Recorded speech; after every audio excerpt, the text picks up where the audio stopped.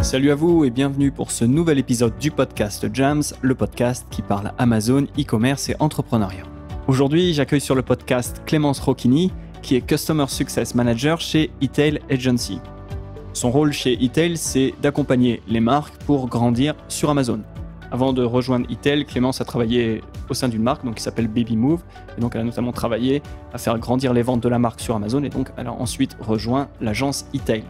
Avec Clémence, on va parler de tout ce qui touche au compte Vendor Central, notamment les différences qu'il y a à connaître entre les comptes Seller Central et Vendor Central, comment éviter les différentes problématiques qui peuvent arriver quand on ne maîtrise pas parfaitement les rouages des comptes Vendor Central, et vraiment le diable est dans les détails. Et quand on est une marque, comment opter pour la bonne approche. Donc ça peut être un compte Vendor Central, un compte Seller Central ou bien une approche hybride Vendor et Seller. Avant de lancer l'interview, je me présente, je m'appelle Sylvain Boutry, je suis donc vendeur sur Amazon, en seller en l'occurrence, et fondateur de Jams. Donc chez Jams, on fait plusieurs choses. Tout d'abord de l'agence, c'est-à-dire qu'on prend en charge à 100% les comptes de nos clients pour développer les ventes, et donc on est plutôt, nous, sur une approche sur des comptes Seller Central. On fait aussi de l'accompagnement, c'est-à-dire on vous guide aussi bien pour vous lancer que pour passer des paliers en termes de vente. Donc c'est aussi appelé coaching ou mentoring. Et enfin, on fait de la formation, c'est-à-dire on vous donne accès à notre expertise pour que vous puissiez vous former à votre rythme et donc rester ainsi toujours dans la course Amazon. Vous trouverez plus d'infos sur notre site jams.fr et ça s'appelle jamz.fr. Voilà pour l'intro, maintenant on lance l'interview. Je vous souhaite une excellente écoute de ma conversation avec Clémence Rocchini.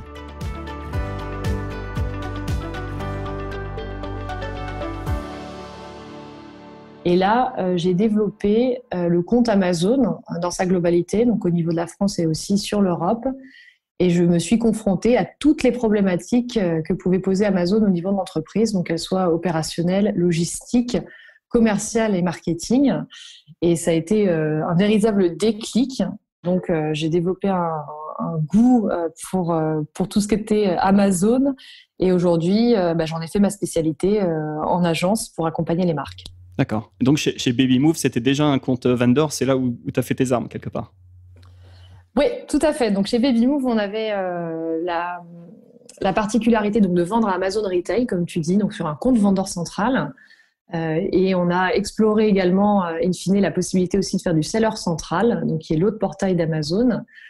Donc j'ai fait mes armes sur Vendor et j'ai commencé à apprendre et approcher l'hybridité du business sur Amazon avec les comptes Seller Central. Ouais, super. On va parler en effet de tout ça.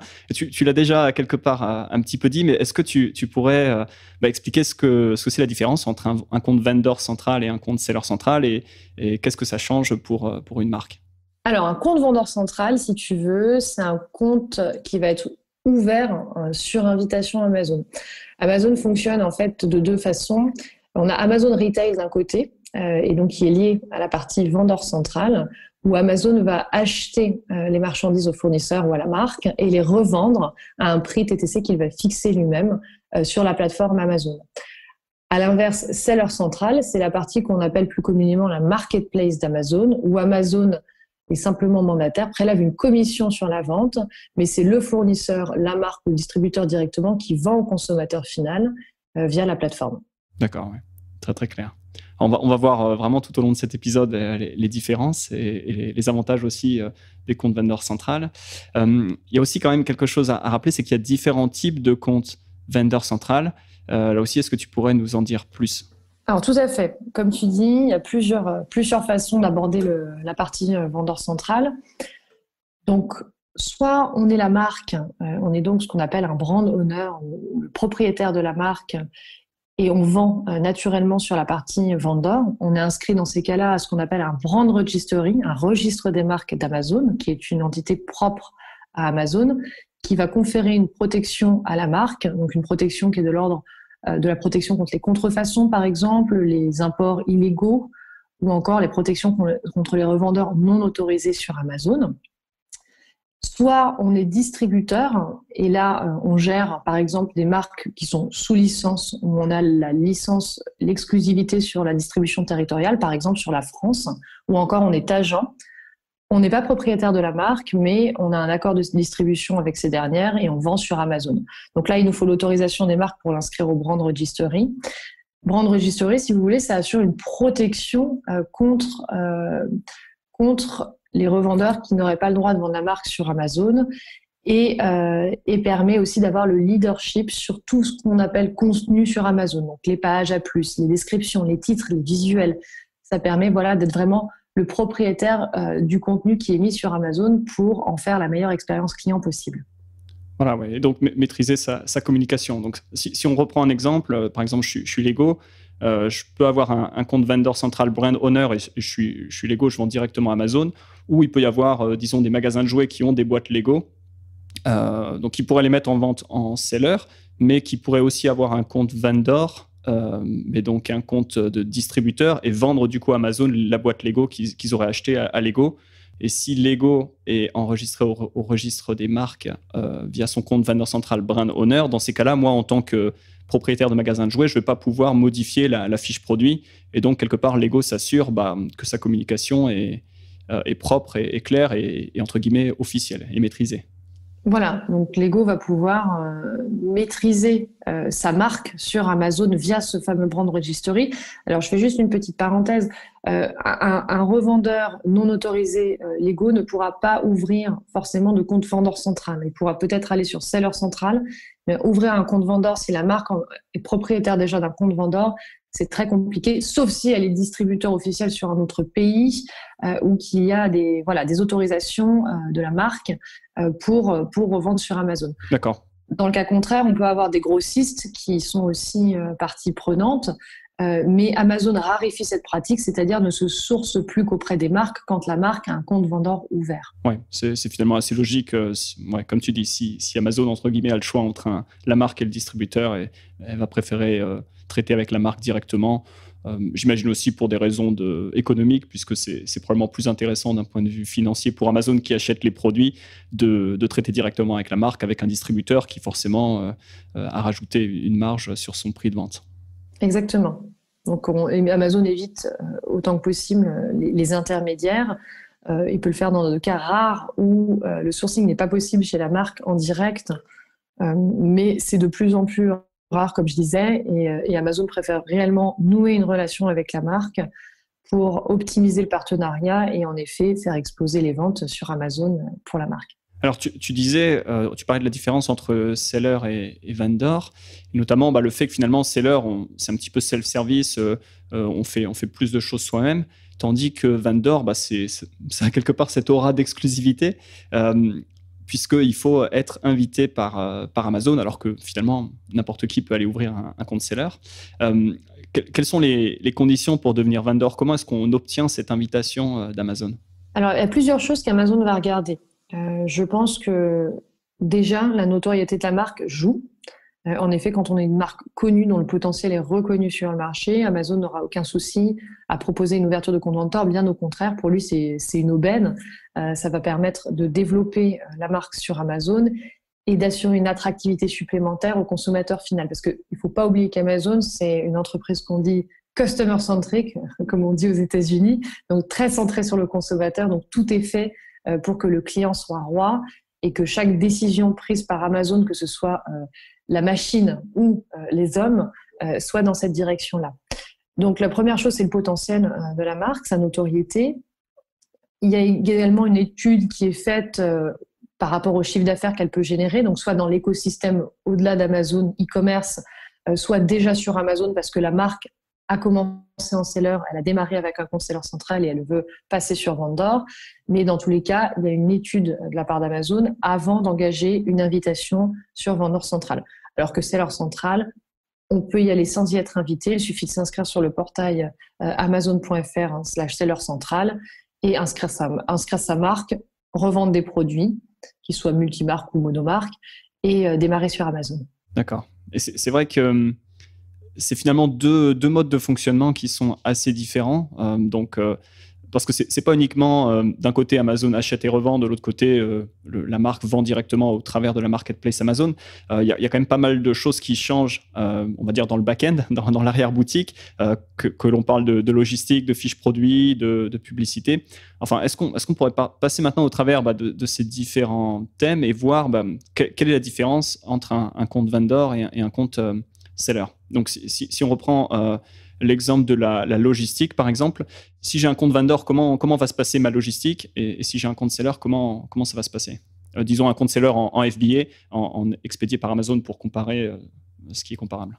Alors, il y a plusieurs choses. En effet, la première, donc, je passe par le portail Vendeur Central, donc je travaille avec Amazon Retail. J'ai donc une relation B2B avec Amazon, puisque Amazon devient propriétaire du stock une fois livraison sur ses entrepôts.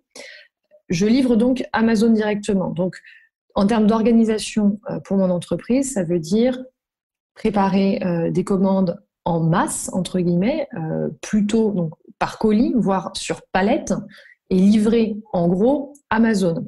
Alors au démarrage, je mets un bémol parce que Amazon ne commande pas tout de suite beaucoup de produits. Amazon teste d'abord le potentiel du produit en mesurant le trafic, qui va ensuite déclencher l'algorithme de commande. Et Amazon va passer des commandes sur des moindres quantités au départ, puis de plus en plus importantes si le produit fait ses preuves sur la plateforme, génère du trafic, de la conversion et donc des ventes. Mais dans ce schéma-là, je livre vraiment l'entrepôt Amazon directement et Amazon devient propriétaire à réception. C'est ensuite Amazon qui va se charger de l'expédition consommateur final. Et d'ailleurs, on le voit bien sur la plateforme, la plupart des produits vendus via Amazon Retail, Vendeur Central, sont notifiés comme vendus et expédiés par Amazon et bénéficient du badge Prime. À la différence de Seller Central, où on a donc le schéma inverse où la marque, le fournisseur, le distributeur reste propriétaire de la marchandise jusqu'à expédition chez le consommateur final. Il y a ensuite 2 modes d'expédition. Comme vous l'avez dit, il y a le SBA qui va être un mode d'expédition où le fournisseur va envoyer sur entrepôt Amazon et Amazon va se charger de la logistique pour lui en contrepartie d'un fee, donc d'une commission pour la logistique et le stockage. Ou alors, le fournisseur ou la marque envoie directement au consommateur final via ses propres moyens. Donc, via un réseau Colissimo, DPD, peu importe. Ça peut être expédié, mais en tout cas, tout part de la marque et arrive directement chez le consommateur final. Et dans ce cas, on appelle ça FBM, ce qui signifie en anglais Fulfilled by Merchant, donc expédié par le marchand directement. C'est vrai, c'est intéressant. J'aimerais qu'on revienne simplement sur le fait que Amazon commence de manière soft. Et j'ai déjà entendu des marques tu vois, qui ont commencé avec un compte vendor et qui derrière mettent en place en ligne leurs fiches produits, etc. Et du coup reçoivent une commande de la part d'Amazon pour une unité à livrer dans leurs entrepôts parce que tu vois ils ont dû faire une vente sur leur fiche produit. Amazon passe commande pour une unité. Enfin, est-ce que c'est quelque chose de relativement courant de recevoir ce genre de commandes ou si c'est pas une unité, ça peut être 5 ou 10. Enfin, je veux dire des très petits volumes pour une marque en B2B. Parce qu'on parle parfois de marques qui distribuent dans des centaines, des milliers de magasins, par exemple, sur la France. Quand elles reçoivent une commande de la part d'Amazon, tu vois, pour une seule unité à envoyer dans un entrepôt, en gros, ils sont pas outillés et ça leur coûte 100 fois ou 1000 fois le prix ou la marge du produit. Est-ce que c'est quelque chose de courant et si oui, qu'est-ce qu'on peut faire pour éviter ce genre de commandes ou faire grossir peut-être la taille des commandes que passe Amazon? Alors en effet, c'est là un peu l'envers du décor Amazon. C'est que Amazon est complètement hermétique au reste du monde et au reste de l'écosystème de la marque sur son marché, puisque peu importe si la marque génère déjà des millions ailleurs, Amazon ne va croire que ce qu'il enregistre dans son algorithme et donc ce qu'il enregistre principalement, c'est le trafic sur les pages. Donc je prends un exemple, on prend l'exemple d'une page produit, on peut reprendre l'exemple d'une page produit Lego. Si je lance un produit donc sur Amazon, Amazon va attendre d'enregistrer du trafic sur la page produit. Elle va voir que la page produit suscite un intérêt particulier. Elle va aussi enregistrer les mises au panier potentielles. Et derrière, elle va générer une commande. Donc, l'algorithme, en fait, va appuyer sur les boutons en disant « Bon, j'ai vu que 5 consommateurs avaient visité la page. Par précaution, sur 5 consommateurs, je risque d'en vendre 1, donc je vais commander 1. » Et là, on se retrouve avec une commande de 1. Et effectivement, on est bien embêté parce que ça coûte plus cher à livrer finalement que la marge qu'on va générer sur la commande. Donc, au départ, il faut simplement savoir ce qu'on appelle la montée en trafic et donc le lancement des produits peut prendre du temps, plus de temps que sur un canal de distribution classique où on met en stock et puis on vend directement. Et donc, par plus de temps, j'entends 1, 2, 3, voire même 6 mois. Alors, effectivement, il y a des leviers d'optimisation qui sont intéressants à activer. Il y a plusieurs choses. Il y a déjà générer un contenu qui soit tout de suite optimisé. Donc, quand j'entends tout de suite par optimiser, c'est complet. Hein. On parle du titre, on parle de visuel, on parle de description, de bullet points, de page à plus. Tout ça, il faut que ce soit fait et correctement fait dès le départ. Il faut que ce soit optimisé au niveau SEO, donc des mots-clés, ce qu'Amazon va appeler le search, avec les keywords. Et également, dans un second temps, optimiser sa partie avis client. Donc, il y a des systèmes qu'Amazon facture, mais qui permettent d'obtenir des avis sur des clients testeurs pour générer un seuil en quantité et qualité d'avis clients et effectivement augmenter les chances de trafic et de conversion sur le produit. Ensuite, il y a également l'advertising, donc qui va permettre de booster les ventes, puisque là, ça va permettre d'accroître la visibilité des produits, de les faire remonter aussi dans l'algorithme organique d'Amazon pour permettre aux produits d'être visibles. Parce que le nerf de la guerre sur Amazon, c'est avant tout la visibilité. L'algorithme, effectivement, enregistre du trafic à partir du moment où le produit est visible sur les pages, donc on va dire au moins dans la première page de recherche, et c'est là vraiment tout le nerf de la guerre. Donc il y a énormément de leviers qui sont à disposition des marques pour ce faire. Encore faut-il savoir bien les utiliser et surtout les mettre en place dès le départ. Ne jamais faire une page produit médiocre et attendre que le trafic vienne pour ensuite investir. C'est un peu l'envers du décor. Il faut démarrer à l'envers et tout de suite dès le départ pour pouvoir obtenir des commandes qui soient plus conséquentes et donc plus rentables. Le dernier point, c'est qu'on peut aussi sur Vendeur Central, entre guillemets, forcer Amazon à passer une commande. C'est un système qui propose avec des conditions de retour spéciales, mais ça s'appelle le Born to Run. Donc, c'est effectivement pour que Amazon commande une série de produits, on lui propose une commande, ils acceptent de se stocker sur ce niveau de commande pour X produits sur leur plateforme Vendeur Central, et ensuite les produits sont en stock et on a plus de chances de générer trafic et conversion. Après, néanmoins, il y a des conditions de retour. Donc, Amazon, s'il n'a pas vendu au-delà de 10 semaines, va retourner les produits à la charge du fournisseur. Et ce sont des techniques qui permettent vraiment d'accélérer les ventes sur Amazon quand on débute. D'accord, oui. Ouais, c'est intéressant. Bon, on comprend qu'Amazon cherche à gérer son risque, avec ce genre de conditions de retour. Et ce que je retiens, c'est que finalement, on peut quelque part améliorer un peu les choses, accélérer donc avec les leviers que tu as expliqués, pour essayer d'avoir rapidement des commandes plus conséquentes en vendor, mais globalement, ouais, l'algorithme a une certaine inertie. La visibilité, ça s'acquiert pas en un claquement de doigts. Sinon, ce serait trop facile, tout le monde serait sur la page 1, sur ces mots-clés principaux. Et donc, ouais, quelque part, entre guillemets, la phase de bizutage sur le compte vendor est inéluctable, quoi. On est obligé de passer par là. Alors, on a parlé donc différence entre vendor et seller central au niveau de la logistique. Maintenant, si on parlait, on a un petit peu touché du coup la question de la fiche produit et des campagnes de pub, mais j'aimerais qu'on rentre un petit peu plus dans le détail à ce niveau-là. Donc, une fiche produit Amazon, si on la crée et on la modifie depuis un compte vendor versus un compte seller, quelle différence on pourrait trouver? Alors, par principe, c'est les mêmes structures, hein, qu'on soit acteur vendor ou acteur seller, on va avoir accès à la même structure de page produit. Ce qui va changer la donne de prime abord, c'est l'enregistrement de la marque. Donc, ce que je disais un petit peu plus tôt dans le podcast, c'est qu'en effet, la marque s'enregistre au registre des marques. Donc, pour ça, il faut que la marque soit déposée en France ou sur l'Europe, et sur l'Europe, c'est encore mieux.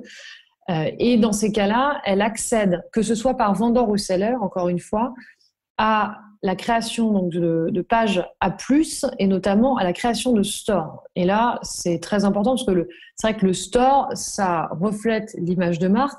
Le store, on peut y accéder en fait quand vous cliquez sur une fiche produit, vous voyez le titre du produit et vous voyez en dessous un petit lien qui dit de la marque XXX. En cliquant sur ce lien, si la marque a construit, a fait un store, vous allez y accéder par ce biais-là. Donc ça permet vraiment d'augmenter l'aura de la marque sur Amazon. Et surtout, c'est sur ce store que sont redirigées certaines publicités sponsorisées, comme les sponsor brands, donc ce qu'on appelle les headlines, les bannières qu'on voit apparaître dans les premiers résultats de recherche sur Amazon quand on cherche une marque en particulier ou un terme de recherche plus générique.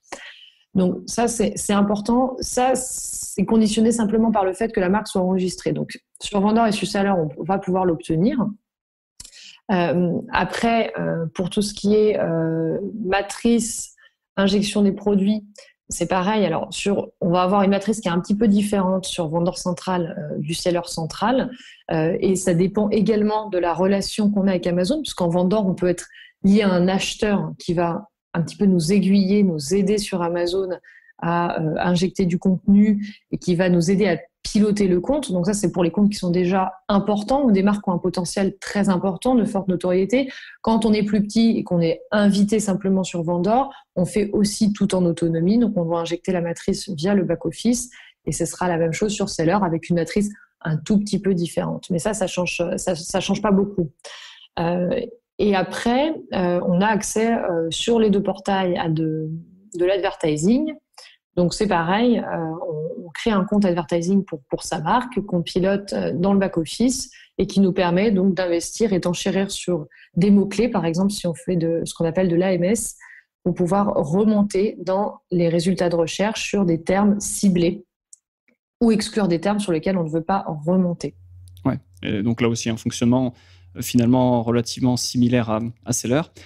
J'ai quand même le sentiment que il y a quelques années, c'était très, très différent. Enfin, il y avait vraiment deux mondes. D'un côté, vendor, de l'autre côté, seller. Il y avait des choses qui étaient accessibles uniquement en vendor. Par exemple, le contenu A+, ou certains types de publicités, certaines statistiques. Par exemple, je pense à Brand Analytics qui était uniquement réservé aux vendors. Et il y avait certaines choses, par exemple, à l'époque, en tout cas, de ce dont je me souviens il y a quelques années, par exemple, les modifications qu'on faisait sur les pages produits étaient validées manuellement et donc on avait finalement moins de liberté quand on crée des fiches produits en vendor qu'en seller. Mais j'ai l'impression que Amazon va vers rapproche de plus en plus les deux et floute un petit peu les lignes et finalement les comptes vendor et seller se ressemblent de plus en plus. Est-ce que c'est quelque chose que tu remarques, tu constates dans la pratique chez eTail? Alors oui, les plateformes restent différentes, en effet, mais se rapprochent en termes d'outillage.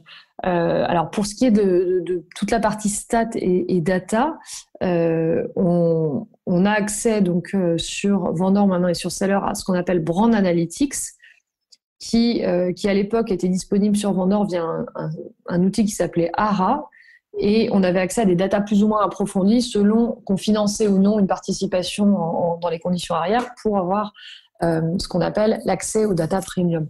Aujourd'hui, l'accès, il est ouvert à tous, vendeur ou seller, et il est gratuit. Il faut simplement que la marque soit enregistrée. Donc, Amazon, en fait, a mis une simple différenciation sur les marques enregistrées et les marques qui ne sont pas enregistrées. Et entre les portails, on a vu arriver des choses parfois plus poussées sur Seller Central. Je prends simplement l'exemple de ce qu'on appelle les Vines. Ce sont les avis clients, ce sont des avis en fait testeurs qu'on va solliciter auprès d'Amazon. Ça, c'était accessible en effet via Vendor initialement, et ensuite ça a été accessible via Seller dans un second temps. Ce qui est assez intéressant de voir aussi, c'est la façon dont arrivent les nouveautés en termes d'outils et de menus Seller Central de par les États-Unis. En général, les États-Unis sont le laboratoire, puisque c'est le berceau d'Amazon. Donc, on va avoir des accès qui sont des nouveautés en termes de fonctionnalités qui sont disponibles aux États-Unis, ne sont pas encore disponibles en Europe et qui arrivent 1 an ou 2 ans après sur la partie européenne. Donc, ça a été le cas justement pour ces fameux tests avis clients, déjà disponibles sur Vendor niveau européen, qui sont arrivés ensuite sur Seller Central et qui étaient déjà disponibles sur la partie Seller Central USA. Donc, c'est dans le menu marketing avis clients. On a la possibilité justement de faire tester ces produits. Mais de plus en plus, Amazon tend à autonomiser les vendeurs sur Amazon et à rendre les outils self-service de plus en plus performants pour qu'ils puissent opérer en toute autonomie. C'est vrai qu'il y a une bascule aujourd'hui. Ce n'est plus comme avant. Amazon n'est plus à la course aux vendeurs, ne cherche plus à ouvrir à tout prix des comptes vendeurs centrales. Au contraire, ils freinent un petit peu cette partie-là, justement, pour les basculer sur seller central, pour ceux qui représentent un petit, voire moyen potentiel sur Amazon. Au départ, ils préfèrent que les comptes fassent leur preuve sur seller avant de les emmener sur vendor. Mais accéder à vendor est possible. Il faut simplement que les études de potentiel soient bien menées et que la marque aussi puisse être accompagnée, puisse avoir les bonnes connexions et les bons contacts pour accéder à vendor central. Ah ouais. Ouais, puis ce que tu disais par rapport au fait que il y a cette période au début où on ne reçoit pas nécessairement de grosses commandes de la part d'Amazon si on démarre avec un compte vendor. Effectivement, si on a du coup créé ses fiches depuis un compte seller, on s'est lancé en tant que marque via un compte seller et du coup qu'on commence à avoir de la visibilité, qu'on commence à avoir des volumes, c'est peut-être aussi là où ça peut devenir intéressant de basculer sur un compte vendor parce qu'on a fait ses preuves et parce que du coup on sait que Amazon a un historique au niveau des différentes fiches produits, a une idée des volumes et du coup sera peut-être en mesure, enfin sera certainement en mesure de passer des commandes plus importantes dès le début et peut-être que le bizutage dont je parlais un petit peu plus tôt dans l'épisode va moins avoir lieu ou voire ne va pas avoir lieu parce qu'on aura déjà quelque part fait décoller son activité sur Amazon. Exactement, il peut y avoir vraiment le double intérêt pour Amazon, c'est-à-dire voir qu'un compte performe déjà sur seller, pour eux c'est un gage de confiance et de potentiel par la suite sur vendor. Il y a aussi une stratégie que nous on met en place au sein d'e-tail, c'est que la marque, quand elle est, je dirais, équipée pour aller sur seller, tant mieux, mais parfois il y a des marques qui ne seront pas équipées, il y a des fournisseurs qui ne pourront pas livrer le consommateur final directement, qui ne pourront pas s'engager dans cette relation B2C, qui ne souhaitent pas le faire, et dans ces cas-là, quand Amazon bloque la partie vendeur, c'est là où on les accompagne pour s'y positionner et voire pour se positionner sur des stratégies qui sont hybrides vendeur-seller et qui peuvent avoir tout leur intérêt pour créer un univers vraiment 360 de visibilité par rapport aux produits qu'on souhaite mettre sur Amazon.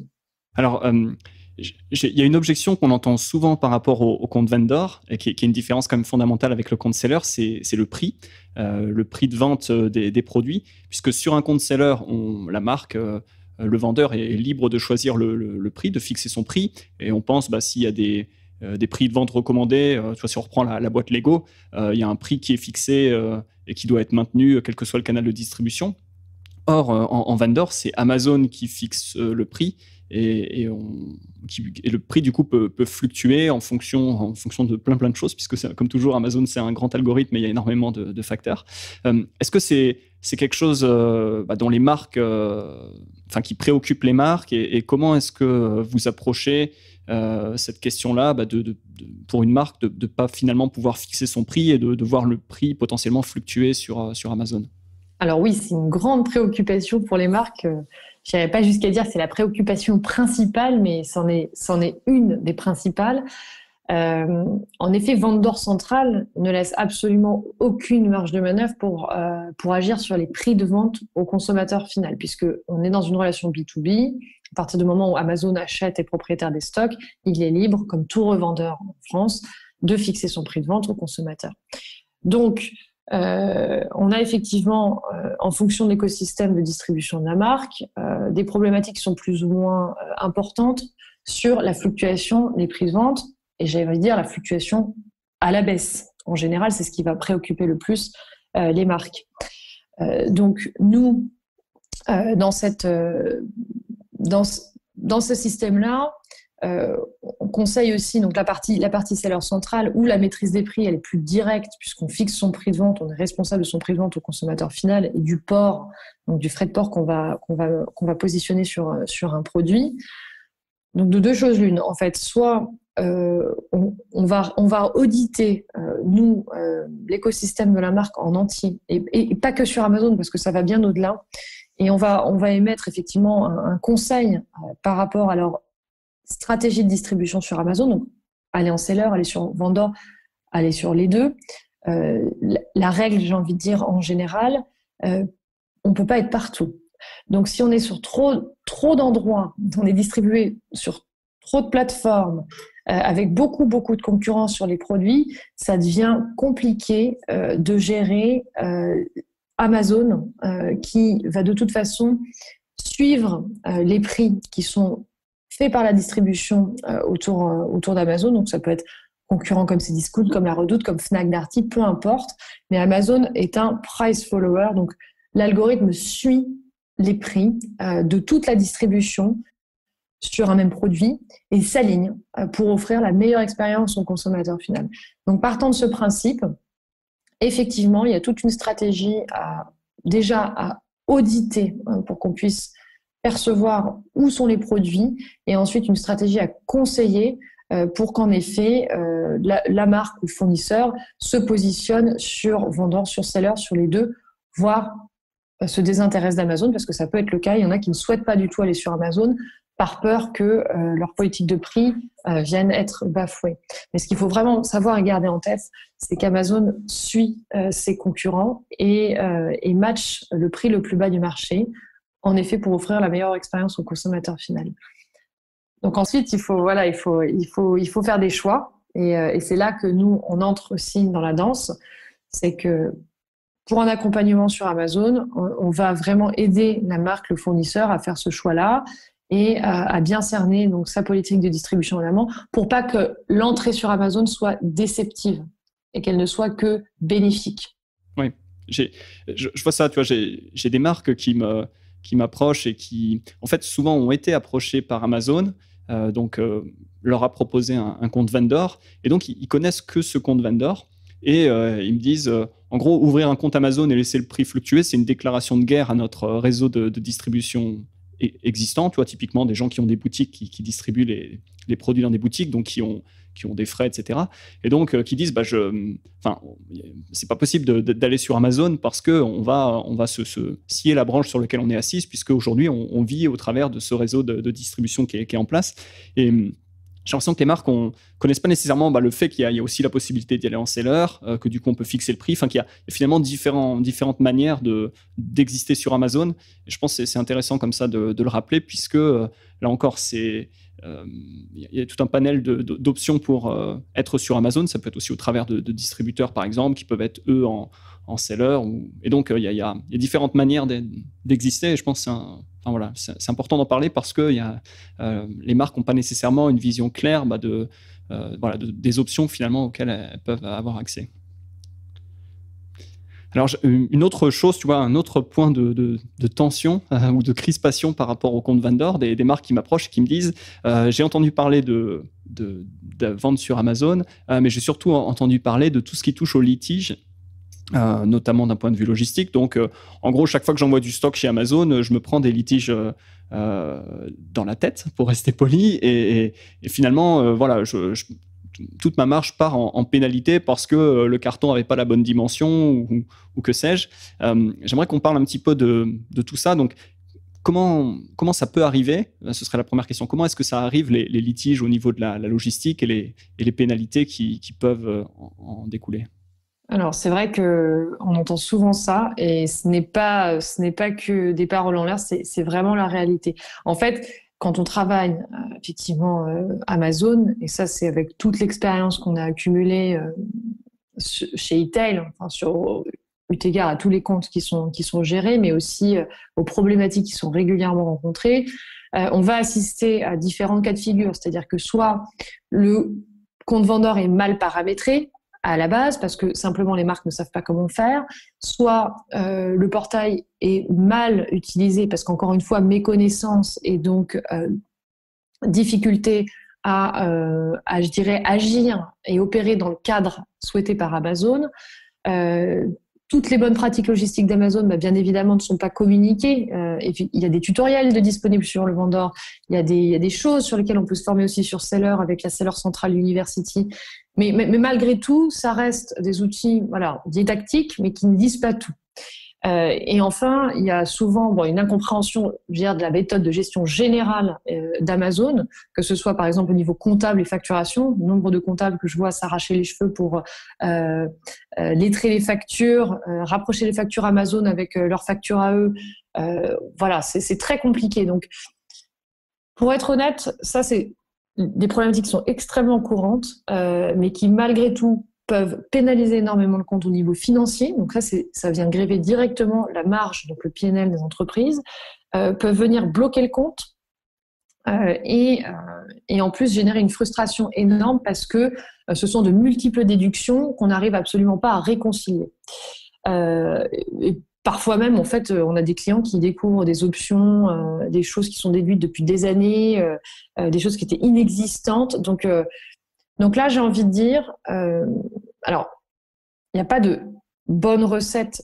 Soit on se forme sur le tas. Et effectivement, on a des marques qui intègrent bien une team Amazon en leur sein pour gérer tout ça. Mais ce sont des années d'apprentissage et les experts, une fois qu'ils sont formés, ils ont intérêt à les garder parce que du coup, si l'expertise part, c'est compliqué pour eux ensuite de continuer ce business en amélioration continue avec Amazon. Mais là, le conseil, c'est vraiment d'être accompagné pour avoir un interlocuteur qui est disponible et qui puisse répondre à toutes ces problématiques Amazon. Alors nous, effectivement, chez Itel, on connaît très bien tout ça. On gère d'ailleurs cette partie-là que ne gèrent pas toutes les agences parce que c'est très complexe, c'est très, très chronophage, mais ça demande une attention méticuleuse de tous les jours.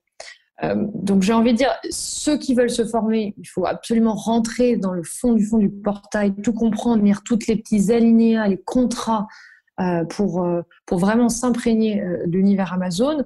Faut savoir qu'au niveau, par exemple, logistique, il y a des contraintes de packing, d'emballage, de dimension. Il y a également des contraintes de livraison au niveau des délais de livraison, être dans la fenêtre de livraison d'Amazon, ce qu'on appelle, donc dans le délai qui est positionné sur la commande pour livrer la commande dans les entrepôts Amazon. Et tout écart millimétré, ne serait-ce que d'une heure ou d'une minute pour hors fenêtre de livraison, finalement induit des pénalités qui peuvent pour autant être contestées. Et ça, les marques ne le savent pas toujours. On peut contester, obtenir aussi gain de cause auprès d'Amazon. Encore faut-il avoir les bons justificatifs, les bonnes pièces jointes et la bonne façon de formuler son cas auprès d'Amazon. Ouais, c'est même quelque chose qu'on voit au niveau d'un compte seller quand tu veux parler au seller support. Si tu veux de l'aide d'Amazon, il faut savoir formuler ça correctement, il faut parler le bon langage, il faut présenter la chose comme elle doit être présentée, sans quoi on tombe rapidement sur une réponse automatique qui part à côté. Et là encore, c'est très, très frustrant. Donc, je peux comprendre que s'il y a des pénalités financières qui ont été appliquées, il y a toujours moyen d'avoir un recours, mais je ne sais pas si c'est une négociation, mais du moins de faire appel et d'aller au fond du sujet, mais je peux comprendre que ça demande là encore une certaine pratique, une certaine approche, et quelle que soit la décision que prend une marque d'y aller seule ou d'y aller accompagnée, disons que voilà, il faut sur Amazon respecter la manière dont fonctionne Amazon.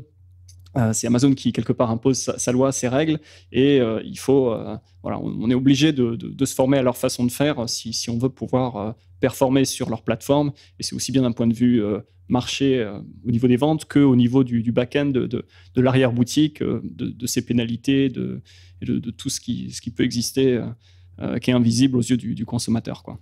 Exactement. Alors, il y a une autre chose sur laquelle je voulais qu'on revienne, c'est l'an dernier, on a vu aux États-Unis une sorte de chasse des comptes vendors. Enfin, ce qui s'est passé, c'est que soudainement, sans prévenir, Amazon a fermé des comptes vendors, donc des marques qui vendaient Amazon, et soudainement qui ont reçu un mail, je caricature peut-être un peu, mais en disant félicitations, c'était la dernière commande que vous recevrez d'Amazon. Maintenant, si vous voulez continuer, il va falloir basculer sur un compte seller. Donc, ce qui a fait grand bruit, puisque ce genre de pratique sans prévenir, ça surprend et personne n'aime les surprises. Et donc, ce qu'on comprend, c'est que Amazon, c'est un peu ce que tu disais un peu plus tôt dans l'épisode, cherche à limiter le nombre de comptes vendors, et quelque part, ils ont fait une opération où ils ont rationalisé en se disant tous les comptes vendors qui remplissent pas certains critères, on les ferme, et les marques vont aller continuer en seller. Est-ce que tu penses que c'est quelque chose qui pourrait arriver en Europe, et comment est-ce qu'une marque pourrait se préparer typiquement à un événement de ce genre? Alors, ce qui s'est passé aux États-Unis, c'est que je pense qu'il faut peut-être reclarifier aussi le contexte dans lequel c'est intervenu, c'est-à-dire qu'Amazon ne fait que grossir, enregistre des croissances. Donc, j'ai pas de chiffres à donner comme ça, mais on le voit dans les publications. Et donc, Amazon, en fait, ne dégraisse pas les comptes vendeurs pour en enlever, mais en fait, a ralenti la croissance de la partie retail au profit de la marketplace, qui, elle, prend de plus en plus d'importance. Certainement pour des questions aussi de rentabilité. Donc, aux États-Unis, un seuil avec d'autres critères donc, a été fixé au niveau du chiffre d'affaires. Effectivement, les comptes qui étaient petits ou trop petits, jugés par Amazon pour être sur Vendor, on leur a demandé de basculer sur la plateforme seller. On leur a pas demandé d'arrêter de vendre, mais on leur a effectivement demandé de commencer à vendre sur seller. Et effectivement, sur l'Europe, c'est aussi une tendance, puisque Amazon Vendor a de multiples sollicitations d'ouverture de compte. Et aujourd'hui, c'est vrai qu'ils sont peut-être submergés et ils redirigent les comptes à plus faible potentiel en ouverture sur seller central. Donc ça, c'est aussi lié à la croissance d'Amazon. Ça n'aurait pas été le cas il y a encore 3 ans, où il y avait plus d'opportunités d'ouvrir un compte Vendor. Mais effectivement, donc avec l'afflux aujourd'hui et l'attractivité que suscite Amazon en général, ils font un petit peu le tri. Et il faut se dire que une marque qui débute complètement, dont le potentiel est faible, en tout cas non existant encore sur le marché, et qui plus est à une faible notoriété, elle sera invitée directement à ouvrir un compte seller central. Mais en effet, c'est quelque chose qui arrive aussi sur l'Europe et qu'on observe actuellement. D'accord, super. Alors, il y a une chose aussi dont j'aimerais qu'on parle, c'est en tant qu'agence, vous n'êtes pas nécessairement là uniquement une fois que la marque a ouvert son compte vendor central. Vous pouvez aussi intervenir et accompagner au moment où la marque ouvre le compte vendor central et est en cours de création de compte. Est-ce que tu pourrais expliquer typiquement le genre de choses que vous pouvez faire pour aider à l'ouverture d'un compte vendor central? Alors effectivement, nous, en tant qu'agence, on va aider les marques grâce aussi au contact qu'on a chez Amazon. Donc voilà, après, on discute évidemment autour de la volonté de la marque, on analyse son contexte, on audite sa situation, on propose une stratégie sur Amazon qui convient le mieux à la marque et qui fit avec aussi les attentes d'Amazon, puisqu'on ne va pas promettre des ouvertures de compte Vendor à des marques qui n'en auraient peut-être pas encore le potentiel, mais on va établir une stratégie, une timeline qui va leur permettre de se projeter sur un potentiel de croissance sur Amazon via un canal seller, Vendor ou hybride. Enfin, ça va dépendre des cas.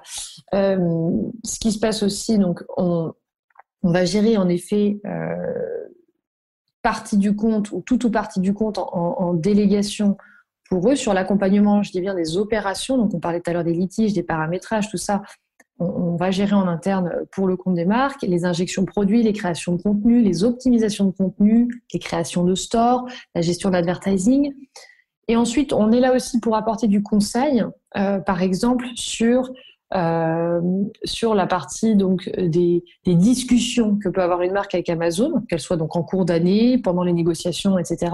On leur apporte du conseil pour optimiser la relation de partenariat qu'ils ont avec Amazon. Donc, on n'interfère pas, nous, dans les négociations entre Amazon et les clients parce que c'est pas du tout notre ressort. C'est vraiment la marque qui négocie avec Amazon directement. Par contre, effectivement, on ajoute des choses par rapport à nos conseils. On oriente les clients pour discuter de façon la plus optimale possible avec Amazon.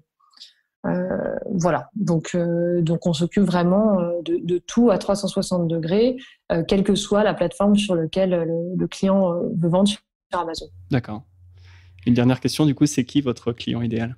Ah, ça c'est une bonne question, je les aime bien ces questions. On va dire que tous les clients sont idéaux, chacun a une spécificité. Comme une mère qui aime tous ses enfants de la même façon, mais il y a quand même toujours un préféré, non ? Alors, oui, en plus, moi, j'ai filles, garçons, et ils sont en plein dans l'âge de la bataille, de l'attention de la maman. D'accord. Donc, On c'est va ce pas que je dire leur dis lequel tous est le les jours. préféré. Bref, non. Bon, en fait, nous, ce qui va vraiment fonctionner dans notre rapport avec nos clients chez eTail, c'est déjà qu'on ait beaucoup d'échanges. Plus on a d'interactions avec les équipes et plus ces dernières sont motivées autant de notre côté, ce qui est le cas, mais aussi du côté de la marque et du fournisseur, plus je dirais la relation est riche et nourrissante et on a besoin de cette réactivité vraiment pour emmener les marques sur Amazon et les faire exploser sur Amazon autant qu'elles peuvent. Donc vraiment, bon, nous, le mot d'ordre, c'est vraiment business is business.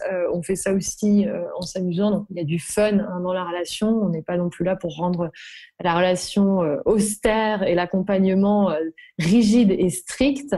Mais ce qui est important pour nous, c'est vraiment d'être aussi pédagogue vis-à-vis de nos clients parce que on est très sensible au fait que tout le monde n'a pas la même déjà n'a pas les mêmes attentes, mais tout le monde n'a pas la même compréhension de tout cet écosystème Amazon. Ça peut paraître très opaque chez certains, un peu nébuleux. Il y en a qui ont beaucoup d'a priori, il y en a qui sont déjà très à l'aise. Donc, on s'adapte vraiment à tous les niveaux pour apporter la réponse et l'accompagnement qui est adapté.